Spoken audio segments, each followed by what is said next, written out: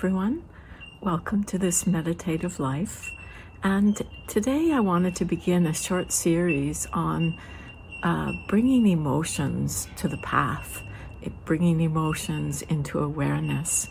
And I'm doing so because just recently I was on a 2-week retreat, and it gave me great appreciation for how my whole relationship with emotions has changed over the years of practice that I've had. You know, when I was a teenager, I think I walked around a lot with a cloud over my head. I was just in the thick of my emotional world, where at times there was, just such a heaviness and, sadness and weight and despair, and I was just lost in it.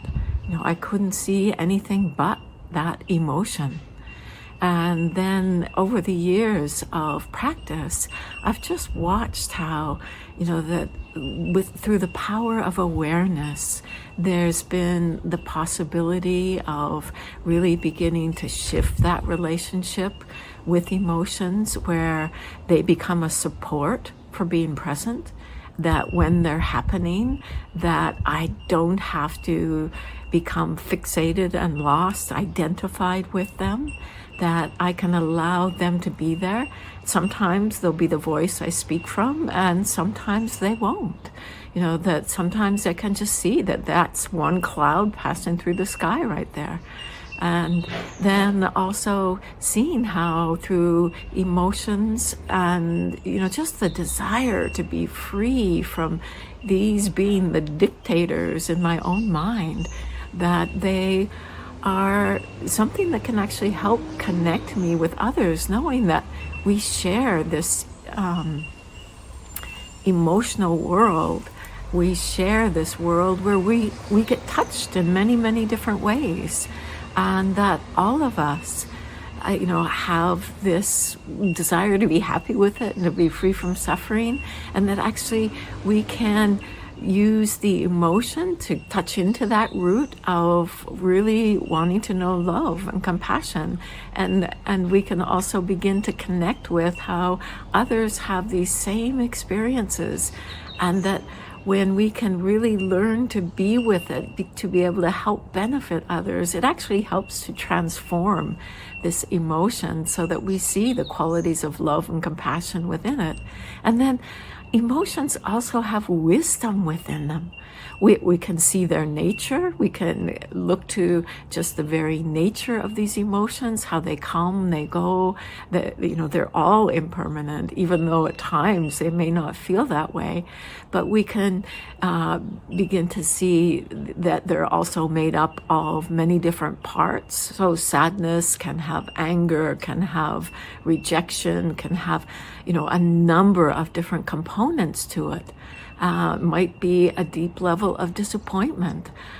So we begin to tease them apart, to see their components, to see that they're not so solid, to see that they can be arising dependent on circumstances that we're in. We see this in the patterns that we might have with emotions, and we'll explore this more in coming weeks.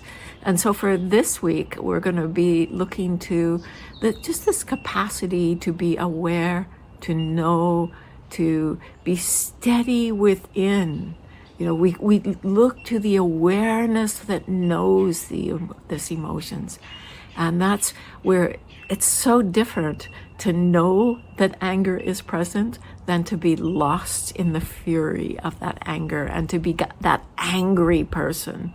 So this is where we'll begin the exploration this week, and that a lot of that exploration will happen through the guided meditations. So I encourage you to, listen to some reflections here, and then also to follow through with the guided meditations, where I'll give more instructions on how to do this.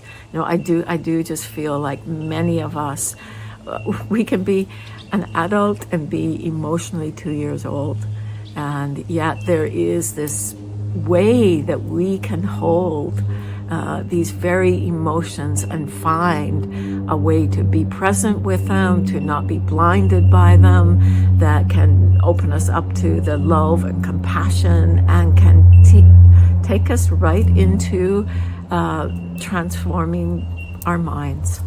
So seeing clearly, being able to use the emotion to help us to see clearly and access a wisdom that is responsive.